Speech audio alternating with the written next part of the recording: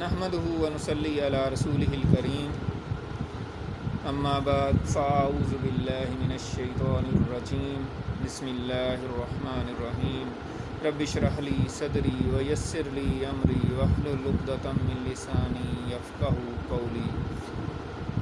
ہم قرآن مجید کا مطالعہ کر رہے تھے سورۃ البقرہ، اور اس کا ہم نے 6واں رکوع پڑھا تھا۔ آج اسی کے اوپر ہم تھوڑا سا مزید روشنی ڈالنے کی کوشش کریں گے۔ ہم پڑھ رہے تھے بنی اسرائیل کا واقعہ، اور اس میں جو آخری آیت ہم نے پڑھی تھی وہ یہ تھی کہ جب انہوں نے اللہ تعالیٰ کی نعمتوں کی ناشکری کی تو ان کو کہا گیا اہبطوا مصرا فإن لکم ما سألتم، یعنی انہوں نے جب دنیا کی چیزیں من و سلوہ کے بجائے پیاز اور لہسن اور ترکاری اور سبزی اور اس طرح کی چیزیں مانگیں تو حضرت موسیٰ علیہ السلام نے ان سے کہا کہ اہبطوا مصرا، پھر تم کسی شہر چلو، فإن لکم ما سألتم، تو تمہارے لیے وہی ہے جو تم نے مانگا۔ وضربت علیہم الذلۃ والمسکنۃ، تو ان پر مار دی گئی ذلت اور مسکنت یعنی محتاجی، وباؤ بغضب من اللہ، اور وہ اللہ کے غضب میں لوٹے۔ ذالک بأنہم کانوا یکفرون بآیات اللہ، یہ اس وجہ سے ہوا کہ وہ اللہ کی آیات کا انکار کرتے تھے۔ وَيَقْتُلُونَ النَّبِيِّينَ بِغَيْرِ الْحَقِّ، اور انبیاء کو بغیر حق کے قتل کرتے تھے۔ ذالک بما عصوا وکانوا یعتدون، اور یہ اس وجہ سے بھی ہوا کہ وہ نافرمانیاں کرتے تھے اور حد سے گزر جاتے تھے۔ تو آج ہم اس موضوع پہ بات کریں گے کہ ان کے اوپر جو ہے نا ذلت اور مسکنت طاری ہوئی، اور اس کی تفصیلات جس طرح ہم نے پیچھے پڑھی ہیں کہ کیا کیا وجوہات تھیں۔ اللہ تعالیٰ کے احکام کی جو ہے نا نافرمانی کرتے تھے اور ناشکری کرتے تھے، اور ان کے اور جو بھی اعمال ہیں۔ اور پھر ہم نے تھوڑا سا پچھلے سبق میں یہ بھی پڑھا تھا کہ کس طریقے سے ان کو ذلت اور مسکنت ان کے اوپر آئی، اور مختلف قوموں نے، مختلف بادشاہوں نے کس طرح ان کو تباہ و برباد کیا، اور 60 لاکھ یہودیوں کو قتل کر دیا، اور 60 لاکھ کو قیدی بنا کر 6 لاکھ کو قتل کیا اور 6 لاکھ کو قیدی بنا کر لے گیا۔ آج کے دور میں امت مسلمہ کا جو حال ہے، کہیں جیسے پچھلی دفعہ میں نے کہا تھا کہ کیا ہم پہ بھی ذلت و مسکنت تو نہیں طاری؟ کیا واقعی ہم بھی اسی حالات سے گزر رہے ہیں یا نہیں؟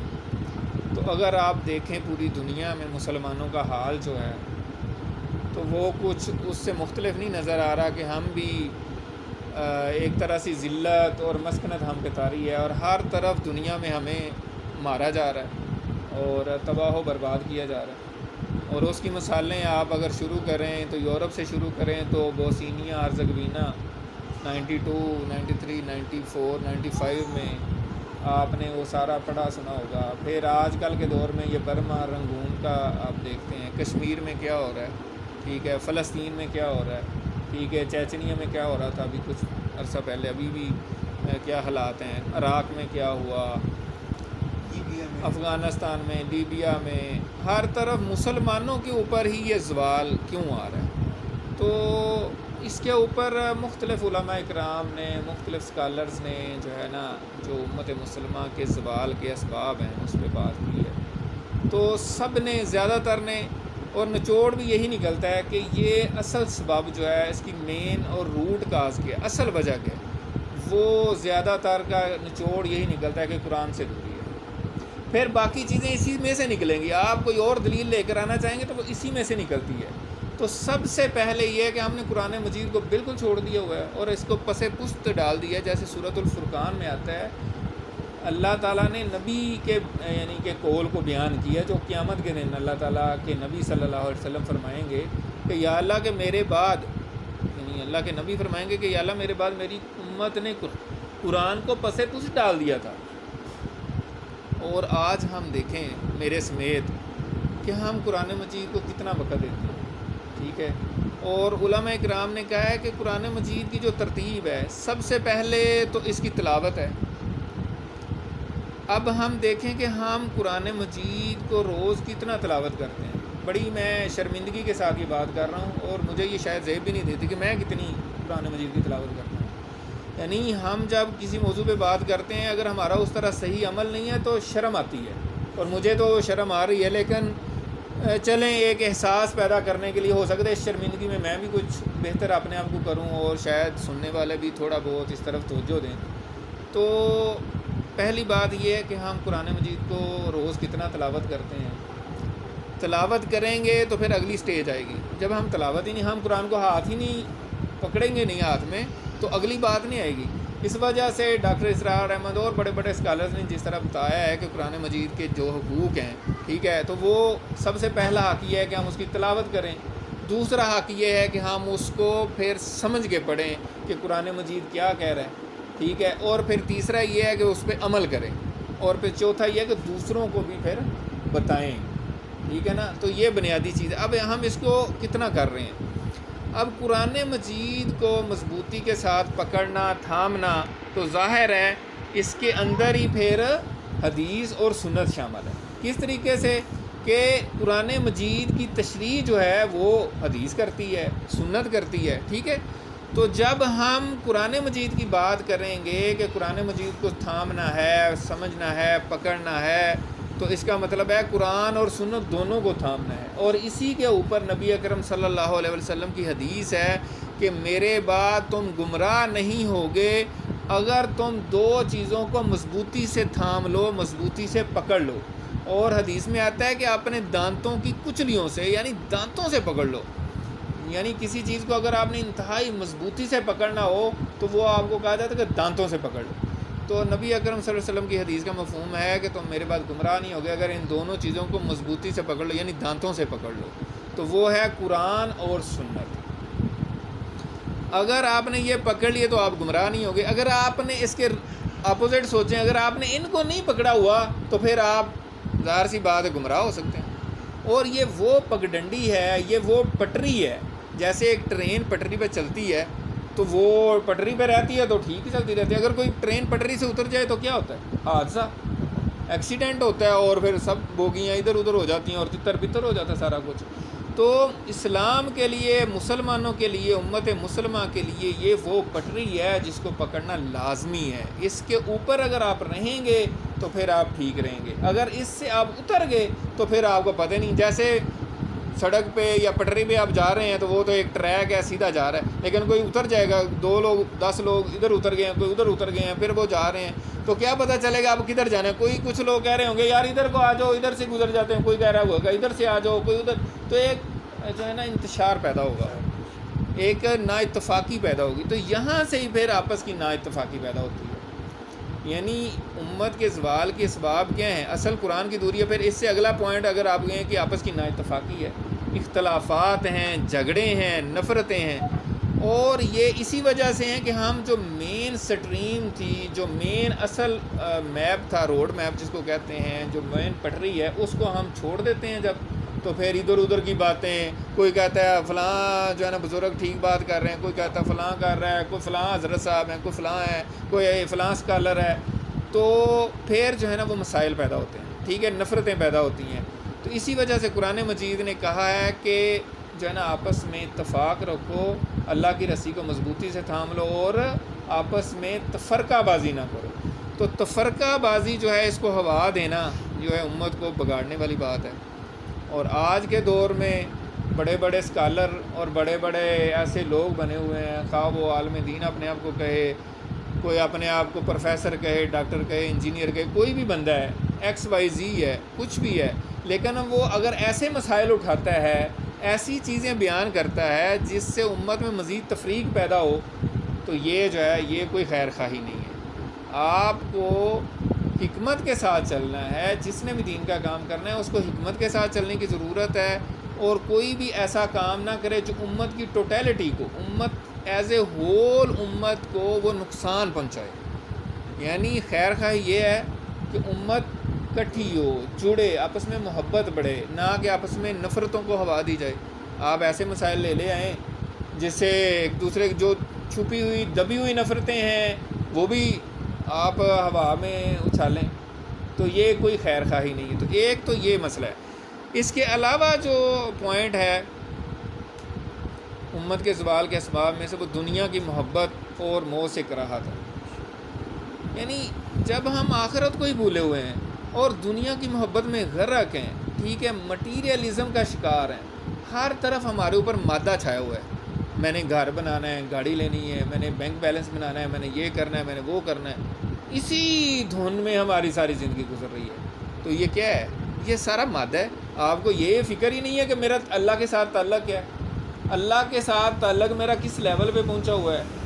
میں اس طرح بھی غور و فکر کروں، دین میرا کیا کہہ رہا ہے، میری عبادات کا کیا حال ہے، میرے یہ سارے معاملات کا کیا حال ہے، اس طرف بھی توجہ مجھے دینی چاہیے. اگر اس طرف توجہ نہیں ہے اور آپ کا 50% سے زیادہ اگر دین کی طرف نہیں ہے، تو پھر آپ اس کا مطلب کہ دنیا میں غرق ہیں. تو امت مسلمہ کی جو اس وقت اکثریت ہے، اس کا دنیا میں غرق ہونا، دنیا کی محبت میں مصروف ہونا اور آخرت کو بھولے ہونا. جب ہمیں یہ یاد ہی نہیں ہے کہ ہم نے اللہ کے حضور پیش ہونا ہے اور اللہ نے ہم سے پوچھنا ہے، ہاں بھائی میرے لیے آپ نے کیا کیا ہے، میں نے آپ کو زندگی دی ہے، آپ نے میرے لیے کیا کیا ہے، اور اس کا جواب ہم نے کیا دینا ہے. اگر ہم نے یہ سوچا ہی نہیں ہے تو پھر کیا ہو سکتا ہے. تو امت کی بہتری تو تب ہوگی جب ہماری اکثریت جو ہے اس طرف سوچے گی، اور امت کی جو اجتماعیت ہے اس طرف سوچے گی کہ امت کی بہتری کے لیے ہم کیا کیا کر سکتے ہیں. امت اس وقت زوال پذیر ہے، تو ہم اس کی بہتری کے لیے کیا کیا کام کر سکتے ہیں. تو اسی طرح اس سے اگلا پوائنٹ جو ہے وہ یہ ہے کہ ہم نے امر بالمعروف اور نہی عن المنکر کو چھوڑ دی ہے. اللہ تعالیٰ نے تو کہا ہے کہ تم بہترین امت ہو، لوگوں کے لیے نکالی گئی ہو، تم اچھے کاموں کا حکم دیتے ہو اور برائی سے روکتے ہو. تو ہم وہ کام کتنا کر رہے ہیں، یہ بھی ہمارے اوپر ہے.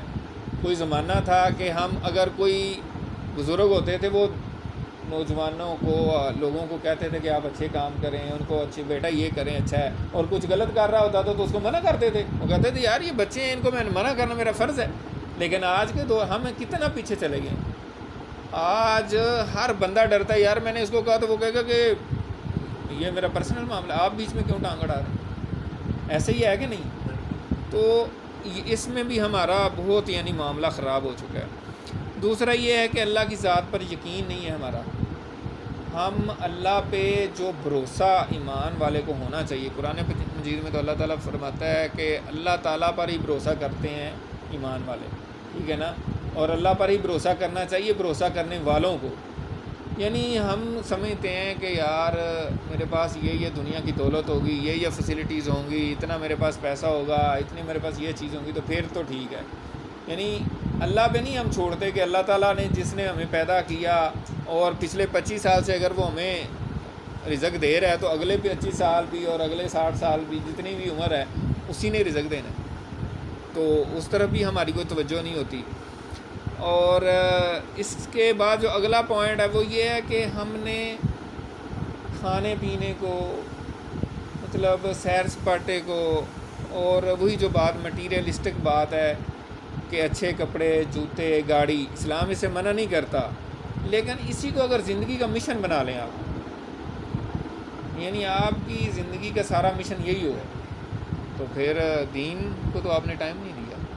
تو دین کے لیے آپ کو ٹائم نکالنا چاہیے، اور اس کے لیے اگر امت کی جو ایک غالب اکثریت ہو وہ اگر اس طرف آئے گی تو امت کی بہتری کی کوئی بات ہو سکتی ہے. ورنہ یہ ہے کہ بس جیسے چل رہا ہے ایسے ہی چلتا رہے گا. اس سے اگلا پوائنٹ جو نوٹ کیا میں نے وہ یہ ہے کہ علم سے دوری، مطلب جنرل جو ایک علم کی بات ہے، ٹھیک ہے نا. ایک زمانہ تھا، پہلے بھی ہم بات کر چکے ہیں، جیسے اندلس کی ہم بات کرتے ہیں، اس وقت ہمارا کوئی گھر ایسا نہیں تھا جس میں لائبریری نہیں، اور ہم سپر پاور تھے، ٹھیک ہے. اس وقت کے بادشاہ بھی کتابیں لکھتے تھے، لوگ بھی کتابیں لکھتے تھے، ہر گھر میں لائبریری تھی، علم سے ایک شغف تھا. اور اسی اندلس میں یورپ کے لوگوں نے آ کے تعلیم حاصل کی، ٹھیک ہے. گرناتا اور جو ہے نا دوسرا ایک بڑا جو شہر تھا، ٹھیک ہے نا، ذہن سے نکل گیا، تو وہ وہاں پہ آ کے وہاں کی یونیورسٹیوں میں آ کے پڑھتے رہے، قرطبہ اور گرناتا، ٹھیک ہے نا. تو وہاں سے بڑے بڑے اہل علم پیدا ہوئے. مفسرین میں جو ٹاپ 5 مفسر ہیں نا، اس میں ایک علامہ قرطبی ہیں جن کی تفسیر قرطبی بڑی مشہور ہے، وہ قرطبہ کے تھے، ٹھیک ہے. تو وہاں پہ آ کے انگریزوں نے تعلیم حاصل کی، اور وہ جا کے یورپ میں مسلمانوں کا لباس پہنتے تھے، جو مسلمانوں کا لباس پہنتا تھا، اور ان کے پادری ان کو ڈانٹتے تھے کہ یہ آپ اس طرح ان کی نکالی کر رہے ہیں اور مسلمانوں کی، اور یہ تم غلط کر رہے ہو، ٹھیک ہے. کیونکہ مسلمان سپر پاور تھے تو وہ ان کی نکالی کر رہے تھے، اور آج ہم انگریزوں کی نکالی کرتے ہیں. لیکن اس میں کوئی باک نہیں ہے، یہ کوئی غلط بات نہیں ہے کہ علم جہاں سے ملے لے لو. اگر انہوں نے ہم سے لیا ہے تو ٹھیک ہے، کوئی مسئلہ نہیں ہے، لیکن اگر ان کے پاس اس وقت زیادہ علم ہے تو ہم بھی لے لیں، کوئی عرض نہیں ہے. لیکن علم آپ لیں، لیکن تہذیب نہ لیں. اب یہ نہیں ہے کہ آپ اسلام کو کہیں گے نہیں جی یہ کون سا اسلام ہے، اور یہ دیکھیں یہ غلط ہے وہ غلط ہے، اور پھر آپ اس کے خلاف ہی ہو جائیں، اس سے اتنا ہی متاثر ہو جائیں، تو یہ بات ٹھیک نہیں ہے. تو علم کے حوالے سے جو ہم نے یعنی اس وقت کام کیا مسلمانوں نے، بعد میں پھر آہستہ آہستہ ہم نے علم کے ساتھ رابطہ اپنا چھوڑ دیا. آج کے دور میں جو ہم تعلیم حاصل کر رہے ہیں، جسٹ اس لیے تعلیم حاصل کرتے ہیں کہ ہمیں کوئی اچھی جاب مل جائے تو ہم روٹی روزی کے قابل ہو جائیں. ورنہ علم جس کو کہتے ہیں نا، علم جو ہے جیسے تاریخ کا علم ہے، قرآن و حدیث کا علم ہے، ٹھیک ہے، نفسیات کا، فلسفے کا، سماجیات کا، جس سے فلاسفر پیدا ہوتے ہیں، جو قوم کو لیڈ کرتے ہیں، ڈائریکشن دیتے ہیں، جو قوم کے مصلح پیدا ہوتے ہیں، جن کی ایک سوچ ہوتی ہے، جن کا ایک ویژن ہوتا ہے، جن کو بہت دور تک نظر آتا ہے. جیسے علامہ اقبال رحمۃ اللہ علیہ تھے، وہ کہتے ہیں کہ حادثہ وہ کہ ابھی پردہ افلاق میں ہے، عکس اس کا میرے آئینہ ادراک میں ہے. یعنی وہ کہتے ہیں کہ ابھی ایک حادثہ ہونے والا ہے، ابھی ہوا نہیں ہے، لیکن مجھے وہ نظر آ رہا ہے. اب قوم کو کوئی لیڈ کرنے والا ہے ایسا، کوئی بتانے والا کہ یار یہ اس طرح ہمیں چلیں، اور اس کے پیچھے چل رہی ہو قوم. تو عجیب سی صورتحال ہے. تو یہ اس طرح کی چیزیں ہیں جو علم سے ہم نے بالکل دوری اختیار کر لی ہے. اور آج دیکھیں ہماری لائبریریاں کوئی ہیں نہیں ہیں ہمارے قومی سطح پہ، اور اوورآل مسلمانوں کا دیکھیں، ٹھیک ہے. یعنی یہ سروے ایک دن کسی نے شیئر کیا ہوا تھا کہ پوری دنیا میں مسلمانوں کا جو کتاب ریڈنگ کا ہے وہ پورے سال میں پتہ نہیں 6 منٹ نکلتا ہے ایوریج، یعنی بہت کم. اور اسی طرح انویسٹمنٹ، یعنی کتاب خریدنے کے لیے پتہ نہیں، کل پرسوں کسی دوست نے شیئر کیا ہوا تھا کہ پتہ نہیں 6 پیسے ہم لگاتے ہیں ایوریج مسلمان جو ہے نا کتاب خریدنے کے لیے ایک سال میں. تو علم سے ہماری جو ایک وابستگی تھی وہ ختم ہو چکی ہے. آج کے دور میں ہماری پسندیدہ چیزیں کیا ہیں کہ اچھا کھانا کہاں سے ملے گا، اور پھر یہ ہے کہ اچھا کپڑا، اچھا گھر، بس اس پہ ہماری توجہات ہیں. اور دوسرا، یہ پہلے بھی شاید میں نے بات کی تھی، جیسے آج کل ہمارے ٹی وی چینل ہیں تو وہ مزاحیہ پروگرام لگا رہے ہیں اور پوری قوم وہ دیکھ رہی ہے اور مسکرے بیٹھے ہوئے ہیں. تو کوئی سنجیدہ علمی شغف، کوشش، اپروچ، تھنکنگ، سیریسنس وہ نہ ہونے کے برابر نظر آتا ہے. تو یہ ساری چیزوں کے باوجود جو ہے، یعنی اصل مسئلہ یہ نہیں ہے کہ ہمارے پاس پیسوں کی کمی ہے تو اس وجہ سے زوال ہے امت کا. علامہ اقبال رحمۃ اللہ علیہ نے آج سے 100 سال پہلے کہہ دیا، سبب کچھ اور ہے جس کو تو خود سمجھتا ہے، زوال بندہ مومن کا بے زری سے نہیں. یعنی امت مسلمہ کا جو زوال ہے نا، وہ پیسوں کی کمی کی وجہ سے نہیں ہے. مطلب آج بھی اگر آپ کوئی بھی خیر کا کام شروع کریں، کوئی بھی ویلفیئر کا کام شروع کریں، امت مسلمہ کی بہتری کا کوئی بھی پروجیکٹ کہیں پہ بھی شروع کریں، آپ کو پیسوں کی کمی نہیں آئے گی. لیکن لوگ ہی نہیں ملتے، لوگ سیریس ہی نہیں ہیں، لوگوں کے پاس ٹائم ہی نہیں ہے. حیرت کی بات ہے یار، آپ مطلب آپ کی زندگی میں اتنا ہی ٹائم نہیں ہے کہ آپ اللہ کی راہ میں تھوڑا سا ٹائم نکالیں اور اللہ کی مخلوق کے لیے آسانیاں پیدا کرنے کی طرف آگے قدم بڑھائیں. ہمارے پاس ٹائم نہیں، ہم اتنا مصروف ہیں، ہم 24 گھنٹے دنیا کی اس میں مصروف ہیں، اللہ کے لیے ہم ٹائم نہیں نکال سکتے. اور ایک مسلمان کی آپ ہیلپ کریں گے تو اس کے کیا فوائد ہیں. آج ہی ہم ڈسکس کر رہے تھے، حضرت عبداللہ بن عباس رضی اللہ تعالیٰ عنہ اعتکاف میں بیٹھے ہوئے، تو وہ کوئی بندہ آیا اور اس کے ساتھ اٹھ کے چل پڑے. تو صحابہ نے پوچھا کہ بھائی آپ نے تو اعتکاف توڑ دیا ہے، آپ اعتکاف میں بیٹھے ہوئے. تو انہوں نے کہا مجھے پتہ ہے میں اعتکاف میں بیٹھا ہوا تھا. تو انہوں نے کہا آپ نے اعتکاف توڑ دیا ہے. انہوں نے کہا میں آپ کو بتاتا ہوں اعتکاف توڑ دیا، لیکن جو میں یہ کام کرنے جا رہا ہوں. انہوں نے کہا نبی اکرم صلی اللہ علیہ وسلم کی حدیث ہے، انہوں نے حدیث بیان کی، اس کا مفہوم یہ ہے کہ ایک کسی مسلمان بھائی کے کام آنا وہ 10 سال اعتکاف کرنے سے بہتر ہے، یا جو فرمایا یعنی حکم عقل، یعنی بہت زیادہ عرصہ اعتکاف کرنے سے بہتر ہے ایک بھائی کے کام آنا۔ تو امت کی بہتری یہ نہیں ہے کہ آپ بہت بڑا کوئی پروجیکٹ اور بہت بڑا کوئی نعرہ ماریں۔ امت کی بہتری جیسے کوئی بھی دنیا کا کام جو ہے چھوٹے چھوٹے سٹیپ سے کیا جاتا ہے نا، چھوٹے چھوٹے کام کریں آپ۔ اور اس میں بابا اشفاق احمد صاحب کا بھی مجھے مقولہ یاد آ گیا ہے، انہوں نے کہا کہ کوئی بھی بڑا کام جو ہے نا چھوٹے چھوٹے کاموں سے شروع ہوتا ہے۔ یہ نہیں ہے کہ آپ کہیں گے جی یہ تو مجھ سے کام نہیں ہوتا، آپ مجھے کوئی بڑا کام بتائیں، میں چھوٹے چھوٹے کام نہیں کرتا، میں تو بہت بڑا وہ ہوں۔ تو چھوٹے چھوٹے کام آپ امت کی بہتری کے لیے اللہ تعالیٰ کی مخلوق کو آسانی فراہم کرنے کے کریں گے تو اس سے بھی امت کی بہتری ہوگی۔ تو اس میں جو ہے نا بڑی غور طلب بات یہ ہے امت مسلمہ کی بہتری کے حوالے سے کہ ہم عملی مسلمان بنیں اور مثالی مسلمان بنیں، یعنی ہم چھوڑ دیں بڑے بڑے نعرے بازی اور بہت بڑے فلسفے اور یہ سمجھنا کہ یار اگر میں جناب بہت مشہور ہو جاؤں گا تو پھر پتہ نہیں کیا کر دوں گا۔ اخلاص کے ساتھ اگر آپ کام کر رہے ہیں اور چھوٹے چھوٹے سٹیپ میں کام کریں اور مثال بن کے جئیں، یعنی آپ بحیثیت خود ایک عملی مسلمان ہوں اور مثالی مسلمان ہوں، جو اسلام کہتے ہیں آپ وہ عمل کر کے دکھاتے جائیں، تو یہ بھی ایک بہت بڑی آپ کی تبلیغ ہے اور بہت بڑی خیر کی بات ہے۔ یعنی بہت بڑی باتیں چھوڑ دیں، آپ خود مثالی بنیں۔ اسلام کہتا ہے دوسروں کی مدد کریں، آپ کریں، ٹھیک ہے۔ اسلام کہتا ہے آپ نماز پڑھیں، آپ نماز پڑھیں۔ اسلام کہتا ہے جھوٹ نہ بولیں، آپ جھوٹ نہ بولیں۔ اسلام کہتا ہے وعدہ پورا کریں، آپ وعدہ پورا کریں۔ اسلام کہتا ہے 2 نمبری نہ کریں، آپ 2 نمبری نہ کریں۔ یہ چیزیں، اور آپ کے اوپر آپ کے معاشرے میں، آپ کے لوگوں میں، آپ کے محلے میں لوگوں کا اعتبار ہو۔ آپ جو بات کریں ہر بندے کا اعتبار ہو کہ اس نے جو بات کہی یہ ایسا ہی ہے، یہ نہیں ہے کہ تھوڑی دیر بعد جا کے وہ کچھ اور کیا، وہ تو مکر گیا، وہ تو کہتے ہیں جی وہ یو ٹرن لے لیا۔ ایسا نہ ہو۔ جو بندہ بات کر کے مکر جاتا ہے اس کا کیا ہے، وہ کسی کام کا بندہ نہیں ہوتا، کہیں پہ بھی ہو، خواہ سیاست میں ہو، خواہ دین میں ہو، خواہ وہ معاشرے میں کسی بھی لیول پہ کسی بھی عہدے پہ ہو۔ اگر آپ کا کریکٹر ہی اتنا کمزور ہے، آپ بات کر کے مکر جائیں تو وہ پھر مثالی نہیں آپ بن سکتے۔ تو آپ بات کریں، اس پہ قائم رہیں، آپ وعدہ کریں، وعدہ پورا کریں۔ آپ کے پاس امانت رکھوائی جائے تو آپ اس کے اندر خیانت نہ کریں۔ تو اللہ تعالیٰ کا پھر وعدہ ہے، اللہ تعالیٰ کہتا ہے وَلَا تَهِنُوا وَلَا تَحْزَنُوا وَأَنْتُمُ الْأَعْلَوْنَ إِن كُنتُم مُؤْمِنِينَ۔ تم سستی نہ کرو اور غم نہ کرو، تم ہی غالب آؤ گے اگر تم مومن ہو۔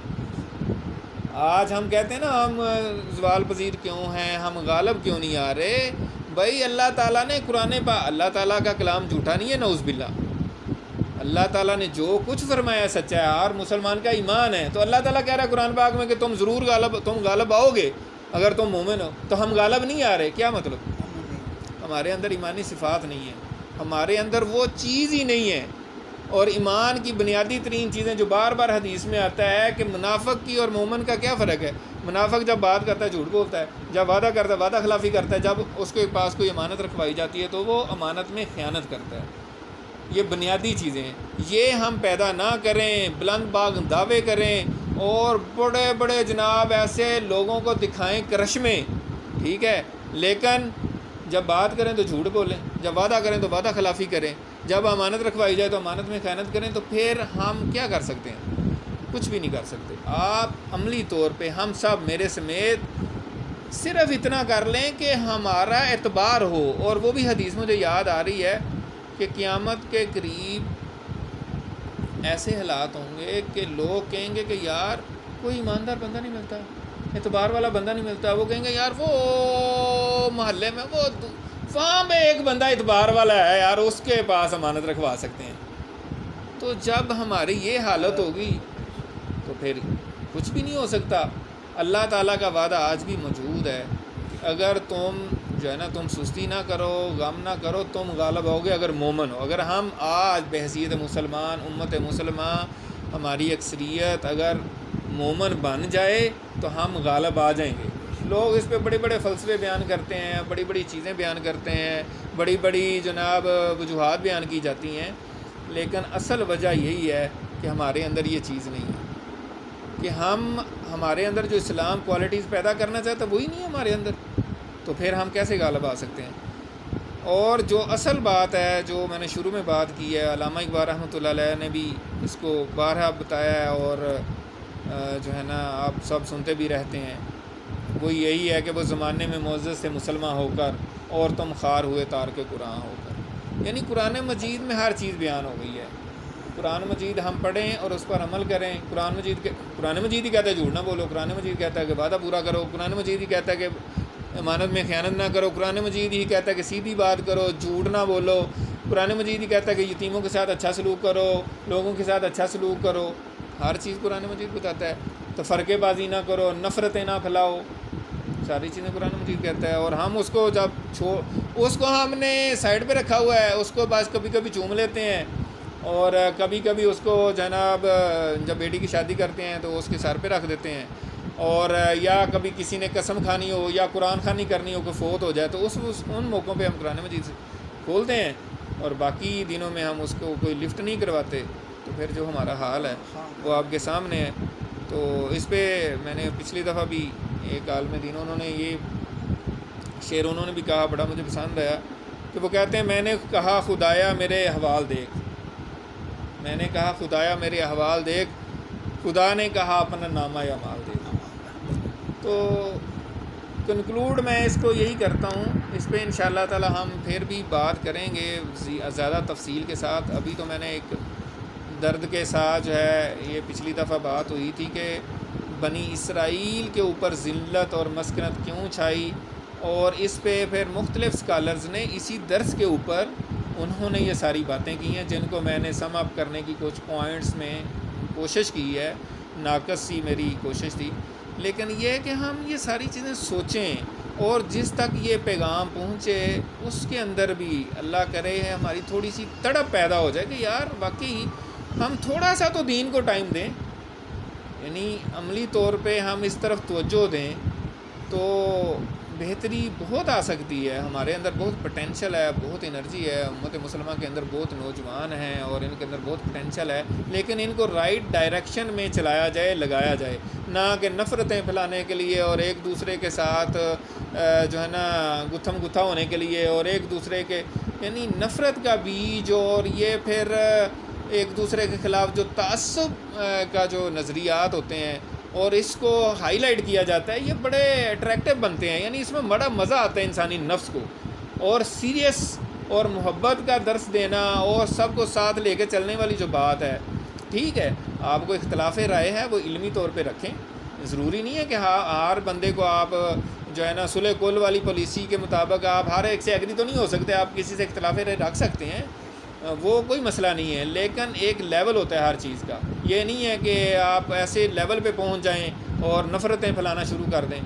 تو اللہ تعالیٰ سے دعا ہے کہ اللہ تعالیٰ ہمیں سمجھ عطا فرمائے، اور خاص طور پہ قرآن مجید کے ساتھ جو ہمارا تعلق ہے وہ اللہ تعالیٰ ہمیں توفیق دے کہ ہم اس کو بہتر کریں، اور قرآن مجید کو ہم روز تلاوت کریں، اس کو سمجھ کے پڑھنے کی کوشش کریں، اس کے اوپر عمل کریں، اور پھر دوسروں کو بھی بتائیں، دوسروں کو بھی سکھائیں، دوسروں کو بھی اس طرف لے کر آئیں، اپنی اولادوں کو اس میں مطلب لے کر آئیں، اپنی اولادوں کی تربیت کریں، ان کو اس طرف موٹیویٹ کریں، ان کو اسلام کی سربلندی کے لیے ذہن سازی کریں، ٹھیک ہے؟ یہ نہیں ہے کہ آپ ٹھیک ہے جی کھانا پینا ہے، سیر کرنی ہے، انجوائے کرنا ہے، یہ چھوٹے بچوں کو یہی وقت ہوتا ہے جب آپ نے ان کے ذہنوں میں بیج بونا ہوتا ہے، جس میں برین پروگرامنگ کرنی ہوتی ہے، ذہن سازی کرنی ہوتی ہے۔ جب آپ نے یہ نہیں کی، چھوٹے بچوں کا جب ذہن بن رہا ہے، پھر آپ بعد میں جتنی مرضی ان کو تقریریں سنائیں،